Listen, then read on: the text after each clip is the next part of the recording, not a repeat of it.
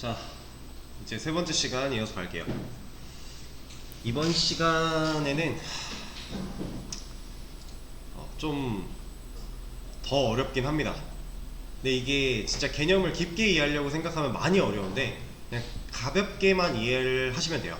우리가 실제로 사용할 수 있을 정도까지만. 제가 이제 뭘 할 거냐면요, 제너릭을 좀 추가할 거예요. 자, 제너릭 뭐 어떻게 부르든지 간에 상관은 없는데 우리가 이게 뭔지 정도는 알죠? 이게 뭐 하는 애였죠? 네, 우리 리스트 같은 거 쓸 때 여기다가 이런 식으로 넣어주는, 이 아티클을 제너릭 자리에 넣어주면 어떤 역할을 하는 애였어요? 이 리스트에 들어올 수 있는 타입을 지정을 해주는 거였죠. 그쵸? 그래서 얘를 하나 먼저 보고 갈게요.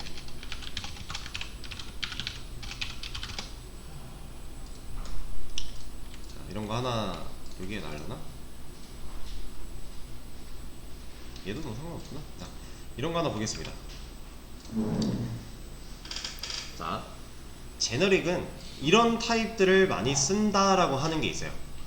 뭐냐 하고 들어가 보면 T가 들어있으면 얘는 타입을 나타내고요, E가 들어있으면 엘리먼츠를 나타내고, K는 키, V는 밸류, N은 넘버다, 이러한 값들이 있어요. 자, 근데 이게 뭘 말하는 거냐면요, 어렵게 생각하실 필요 없습니다. 간단하게만 보여드릴 거예요. 자, 우리가 맵을 쓰겠다 하고 자동 완성을 하면 여기에 K랑 V가 이미 적혀져 나오죠. 키, 밸류란 뜻이에요. 여기는 키의 제너릭이 들어가면 되고 여기에는 밸류의 제너릭이 들어가면 돼 라고 하는 건데, 그래서 우리가 여기다가 스트링, 오브젝트 이런 식으로 많이 썼었죠. 맵 쓸 때 항상 이렇게 썼었어요. 그래서 키는 우리가 문자열로서 그냥 정의를 해도 상관이 없으니까 그냥 스트링으로 넣어놓은 거고, 밸류는 문자가 들어올 수도 있고 객체가 들어올 수도 있고 뭐 정수가 들어올 수도 있고 어떤 데이터가 들어올지 모르니까 오브젝트로 가능성을 열어놨었다 라고 이렇게 제너릭을 정해서 사용을 했었던 건데, 자, 이 맵 클래스에 가보면요, 잠깐만요, 이 맵 클래스에 진짜로 가보면 얘가 이렇게 만들어져 있어요. 근데 이거는 무조건 지켜야 되는 건 아니에요. 지금 보시면 제가 아까 보여드린 이 글, 보통 이런 것들이 많이 쓰인다 라고 하는 건데 이거는 약간 관례라고 생각하시면 돼요. 우리가 꼭 이걸 지켜야만 하는 건 아니에요. 그러니까 예를 들어서 지금 이 맵에 이 맵 클래스는 자바가 제공해 주는 거죠.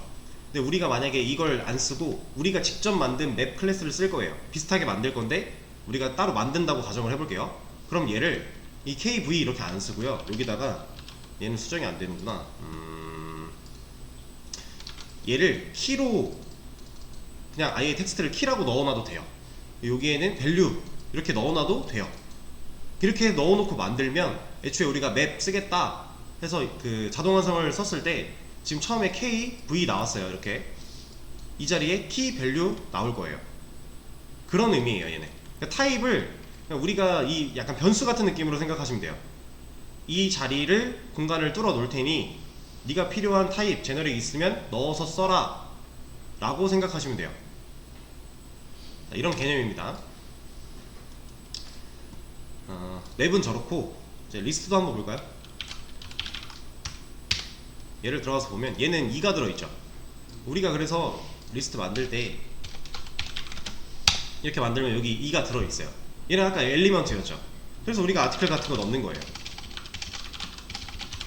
근데 2라고 꼭 해야 되는 건 아니다.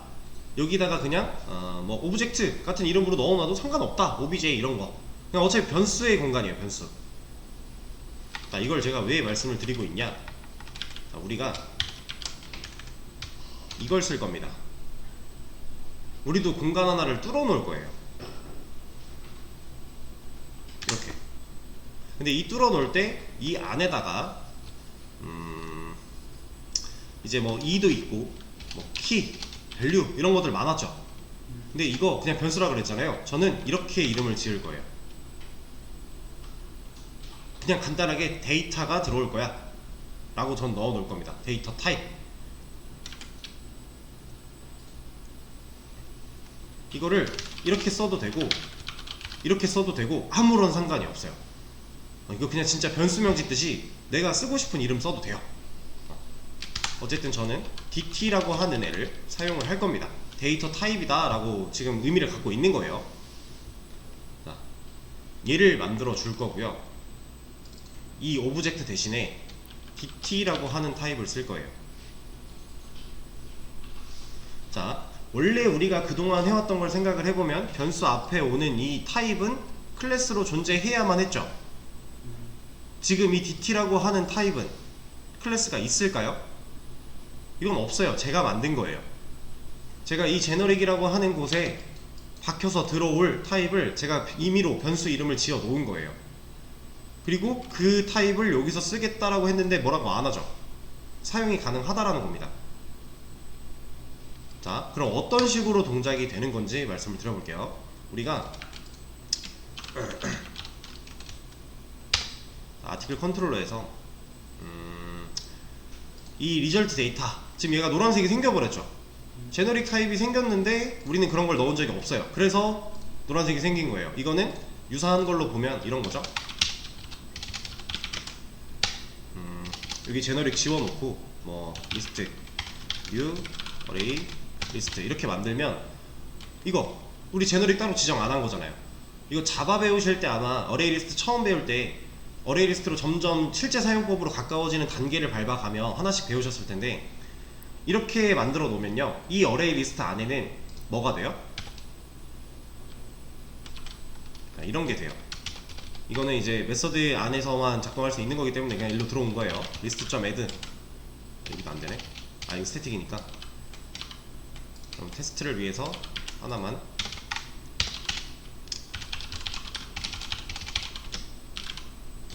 이건 그냥 막 지었죠? 상관없는 거예요. 이 안에서 list.add 하겠다 하면 이 자리에 문자열 넣을 수 있고요, 숫자 넣을 수 있고요, 실수도 넣을 수 있어요. 왜? 제너릭 안 정했으니까. 그러니까 이렇게 타입을 뚫어놔도 우리가 그래도 어떤 게 들어갈지 모르겠는데 애매한데 싶으면 안 넣어도 돼요. 이렇게. 그 대신 노란색이 계속 떠서 좀 거슬릴 뿐이에요. 이런 건데, 자, 지금 우리가 만들어 놓은 리절트 데이터 쪽에 노란색이 뜬 것도 같은 원리입니다. 제너릭이 이제 뚫렸어요. 들어와야 되는 제너릭이 공간이 있는데 안 넣어준 거예요. 그래서 뭐라고 하는 겁니다. 자, 근데 여기서 제너릭을 이렇게 추가를 한대요. 여기다가 만약에 아티클이라고 했어요. 그럼 보세요. 이 제너릭 아티클이 이건 데이터 타입이죠. 우리가 실제로 갖고 있는 데이터 타입. 이 아티클이 어디로 들어가냐면 여기로 들어와요. 그러니까 여기로 들어온다는 게 무슨 뜻이냐, 이제부터 DT는 아티클이 되는 거예요. 그러면 여기 있는 데이터 1의 타입 DT, 얘가 무슨 타입이 된다고요? 아티클 타입이 되는 거예요. 이해되실까요, 이거? 그러니까 우리가 데이터를 사용할 때 지정할 데이터 타입을 내부에서 정하지 않고 외부에서 정할 수 있게 만들어 놓은 게 제너릭이에요. 그걸 우리가 실제로 사용을 할 거다라는 거고, 지금 이거 바꿨더니 막 노란색 막 떴죠? 이거 왜 그런 거냐면 얘가 안 바뀌어서 그래요. 얘도 DT로 바뀌어야 돼요. 얘도, 잠깐만, 얘는 뭐야?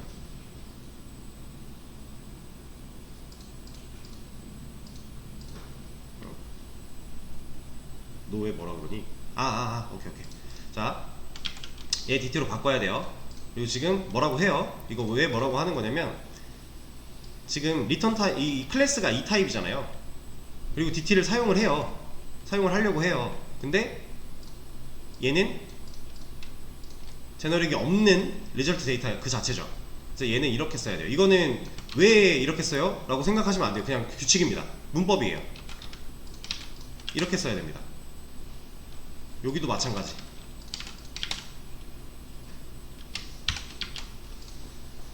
이렇게 넣어줘야 돼요. 그리고 여기에도 들어가야겠죠? 여기는 꺽쇠만 열어줘도 되고.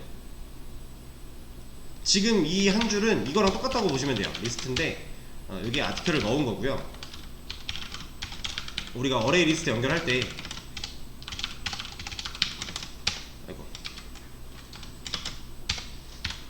이 뒤에 꺽쇠에는 값을 안 넣어주잖아요.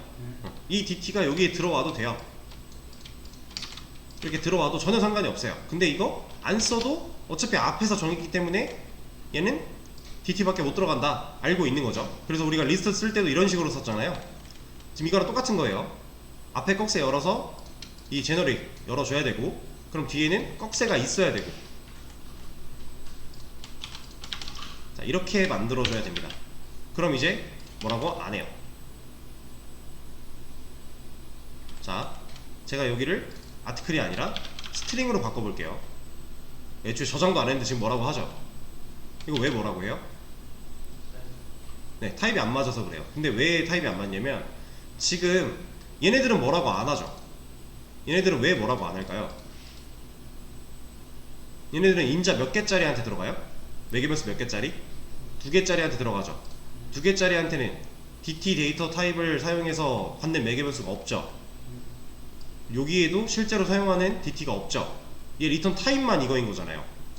넘겼어요. 이를 넘겼을 때 여기에 널 꽂혀요. 그쵸? 근데 지금 밑에 3개짜리 얘는 문자열 스트링 얘가 뭐예요? 아티클이죠. 그러면 3개짜리 찾아오는데 스트링 꽂힐 거고 여기에 아티클이 꽂혔어요.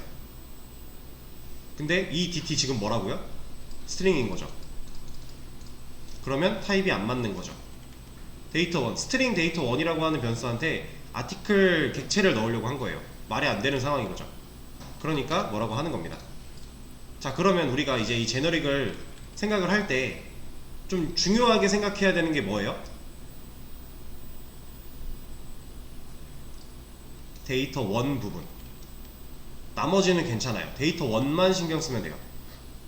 지금 이 데이터 1이라는 건 이 변수 이름 이거 말하고 있는 거예요. 데이터 1 자리에 들어갈 3번째 인자만 잘 신경 쓰면 되는 거예요. 얘가 아티클이기 때문에 우리는 제너릭을 아티클을 써야 된다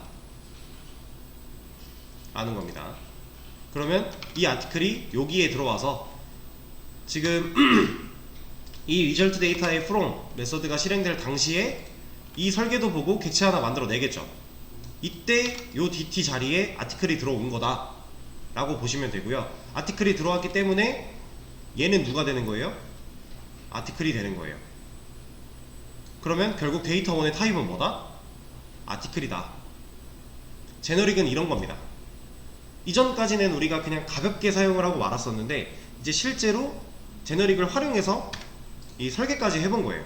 지금 여러분들이 이걸 하는 과정은 뭘 한 거랑 비슷한 거냐면요, 이런 거 하나 만든 거랑 비슷한 거예요. 그러니까 어려운 게 맞는 겁니다.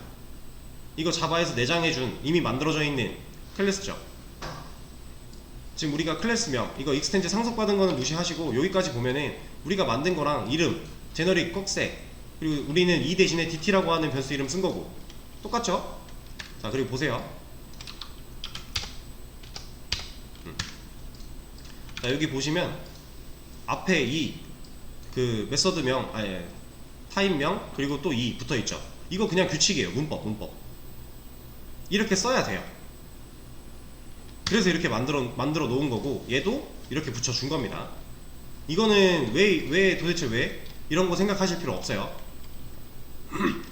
여기서 이제 제너릭이 추가되면서 여러분들이 중요하게 생각해야 되는 건 딱 이거, 여기에 들어올 데이터 타입을 외부에서 정할 거다. 외부에서 정한다. 실제로 사용하는 그 공간에서 정할 거다. 그걸 넘겨받아 올 거고, 넘겨받아 왔을 때 현재 데이터 1의 타입을 이 타입으로 만들어 버릴 거다. 이게 제일 중요한 거예요. 이 내용은 좀 많이 어렵긴 합니다. 자, 그래서 리절트 데이터를 이렇게 만들 거고요.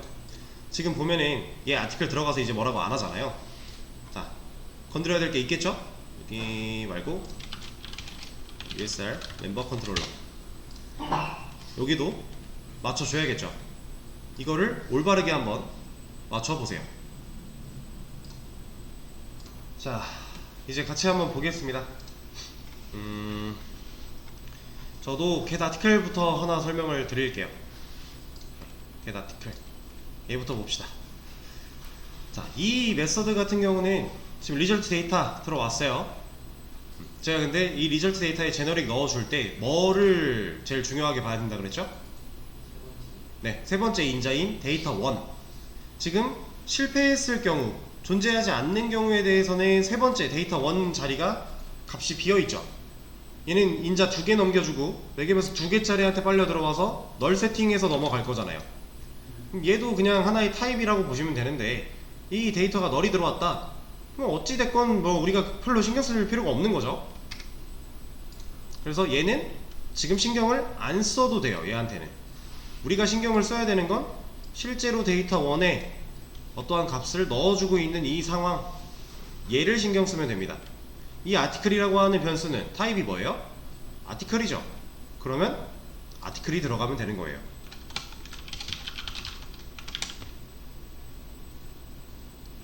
그러면 이 리절트 데이터, 이 리절트 데이터.from 해서 얘가 실행이 되려고 할 때, 자, 요거 매개변수 3개짜리 찾아 들어오겠죠. 근데 제너릭이 아티클이었죠. 그럼 이때 데이터 1의 타입인 DT는 아티클이 된다. 이것만 생각하시면 돼요. 다른 거는 신경 쓸 필요가 없어요. 제너릭 맞출 때에 대해 이것만 딱 신경 쓰시면 됩니다. 내가 지금 이 from이라는 메서드를 실행할 당시에 어떤 DT에 어떤 제너릭 타입이 들어올 것인가, DT라는 변수 공간에 어떤 타입을 넣어줄 것인가, 이것만 고민하시면 돼요.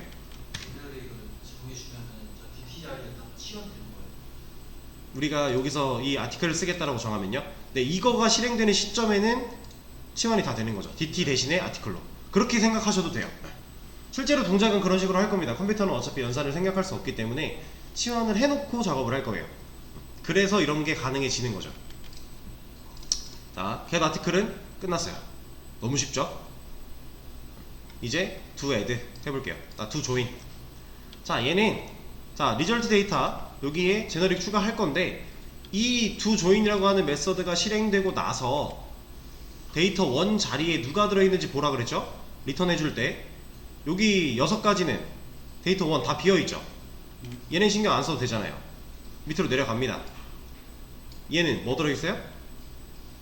이게 지금 세 번째 인자 데이터 1에 해당하는 건데 뭐 들어있는 거예요? 멤버 객체 들어있는 거죠. 아, 그러면 얘를 멤버 넣어주면 되겠구나. 네, 맞아요. 이렇게 넣어주면 돼요. 자, 근데 우리한테 리절트 데이터가 하나 더 있죠. 서비스에 있는 do join, 얘가 실행된 결과가 리절트 데이터로 넘어오고 있어요. 여기서도 보면 되죠. 여기 잘못된 경우들, 실패 경우들 보면은 데이터 1 있나요? 인자로 넘겨준 게 없죠. 그럼 얘는 신경 쓸 필요가 없는 거예요. 이 세 개는. 그럼 마지막에 있는 이거, 얘는 뭐 넘겨주고 있어요? 얘는 마지막에 추가된 회원 번호를 남겨주고 있죠. 결국 정수를 남기고 있다. 그러면 여기다가 이제 정수는 int니까 int라는 걸 넣으면 되는데, 자, 이런 제너릭 타입 자리에 int라는 정수형 타입을 쓰고 싶을 때에는 인티저를 써줘야 돼요. 플레임으로. 우리가 문자열을 정수로 평변환할 때 사용했던 방식이 integer.parseInt죠. int의 플레임은 인티저입니다. 그래서 이런 타입, 명확하게 이런 곳에 들어가야 되는 상황에서는 인티저라고 다 써줘야 돼요. 우리가 변수 만들 때 사용하거나 이제 평상시에 알고 있던 int는 이 인티저의 약간 축소판 느낌으로 보시면 돼요. 그래서 인티저를 넣어줬어요. 그러면 얘도 문제가 없고 다시 컨트롤러로 가볼게요. 그럼 얘가 이 do join이 실행된 결과가 리절트 데이터인데 인티저 제너릭이 포함된 리절트 데이터래요. 그러면 이걸 받아들이는 이 변수의 타입도 인티저가 돼야겠죠. 그쵸? 자, 그랬더니 얘가 뭐라 해요? do join rd. 얘가 왜 뭐라고 하는지 생각을 해보면, 자, 지금 이 do join rd한테는 담길 수 있는 경우가 데이터 1이 비어있는 거 3개, 그리고 실제로 인티저가 넘어오고 있는 거 하나, 이렇게 담기고 있어요. 그럼 담겨서 넘어오는 것까지는 아무런 문제가 없는데, 지금 여기서 얘는 그 결과 그대로를 리턴하려고 하고 있죠. 근데 이 리턴은 어떤 메서드의 리턴이에요? 컨트롤러가 갖고 있는 do join에 대한 리턴이에요. 근데 얘 리턴 타입이 뭐라고요 지금? 리절트 데이터 멤버죠. 근데 얘는 인티저잖아요. 데이터 1이 비어있어서 상관이 없는 거 3개 혹은 인티저잖아요. 그러면 인티저랑 멤버가 충돌할 수밖에 없겠죠. 우리가 항상 보던 거, 리절트 데이터 인티저는 리절트 데이터 멤버가 될 수 없다라고 하는 거예요. 인티저라는 애랑 멤버라는 애가 타입 충돌이 나고 있다. 그럼 우리가 이걸 해결하려고 할 때 이제 방법이 있으면 그 방법을 찾아가면 되고, 만약에 진짜 이런저런 방법 다 생각을 해봤는데 방법이 없다, 그러면 그냥 얘 빼도 되기는 해요. 이거를 빼고 여기는 그냥 알아서 넘겨주라고 하고 여기서 빼버려도 되기는 해요. 근데 거슬리잖아요. 우리는 방법이 있습니다. 자, 어떤 방법이 있냐, 이 두 조인 RD, 얘가 인티저고 멤버랑 충돌할 수밖에 없는 이유, 지금 우리가 isFail로 검사하려고 하는 이 단계는요, 사실 실패만 검사가 되는 상황이기 때문에 멤버 서비스에 있는 이 세 가지 경우예요. 이 세 가지 경우는 데이터 1에 의미가 없죠. 그러면 사실상 이 두 조인 RD한테 이런 데이터 1 지금 의미 없는 상황만 여기서 걸러내고 있는 거니까 얘 그냥 좀 이렇게 해주면 안 되나? 이런 생각을 할 수도 있어요. 근데 얘 때문에 안 되고 있는 거죠. 얘는 실제로 인티저 값을 넘기고 있으니까. 근데 지금 보고 있는 isFail에서 걸러져야 되는 부분은 데이터 1의 의미가 없는 상황들. 그럼 우리가 가져온 예를 통해서 데이터 1이 의미가 없게 다시 세팅하면 돼요. 리절트 데이터 멤버가 아니라 점 from 여기다가 to join rd 안에서 get 리절트 코드 가져오고, 여기서 to join rd get 메시지만 가져와서 날려버리면 얘는 더 이상 이제 to join rd한테 데이터 1 신경을 아예 안 쓰죠. 지금 얘가 뭐라고 하고 있던 이유는 이 멤버 서비스가 돌려줄 수 있는 경우가 4가지가 있어요. 그 중에 데이터 1이 포함되어 있는 건 딱 한 가지. 근데 그 한 가지가 있을 수도 있으니까 뭐라고 하는 거잖아요. 만약에 얘가 이런 걸 안 넘긴대요, 이런 거를, 그럼 이 4가지는 인티저로 세팅을 해놔 봤자 데이터 1에 의미가 없어요. 그럼 여기서 뭐라고 안 해요. 근데 얘는 실제로 인티저 값이 들어있는 경우가 있어 버리니까 그거 가지고 뭐라고 하는 겁니다. 그래서 그럴 때 우리가 한 번 더 재조립, 안에 있는 내용 꺼내서 한 번 더 재조립을 해준다. 그럼 얘는 더 이상 데이터 1에 대한 존재 의무가 의미가 없어지는 결과 보고서가 될 거니까, 그러면 인티저와 멤버가 충돌할 일이 없다라고 하는 겁니다. 자, 이렇게 리절트 데이터에 이제 제너릭도 좀 추가를 하고 우리 코드에 적용도 좀 하고 오늘 이런 것들을 좀 했는데요. 내일 수업에서도 마저 남은 거 좀 적용하고 몇 가지 더 해볼 거예요. 근데 이제 솔직히 오늘 한 이 리절트 데이터라는 내용은요, 어려워요. 어려운 게 맞아요. 왜냐면 아까도 말씀드렸지만 우리가 지금 이런 거 하나 만드는 거랑 유사한 작업을 한 거예요, 좀 간단하게. 근데 이런 이미 내장되어 있는 클래스들을 우리가 직접 만드는 과정은 당연히 어렵겠죠. 어려운 게 맞습니다. 근데 어렵긴 한데 하나하나 잘 생각해 보시면요, 막상 모르는 건 없어요, 여러분들이. 오늘 이 제너릭 이거 말고는 다 아는 방식이에요.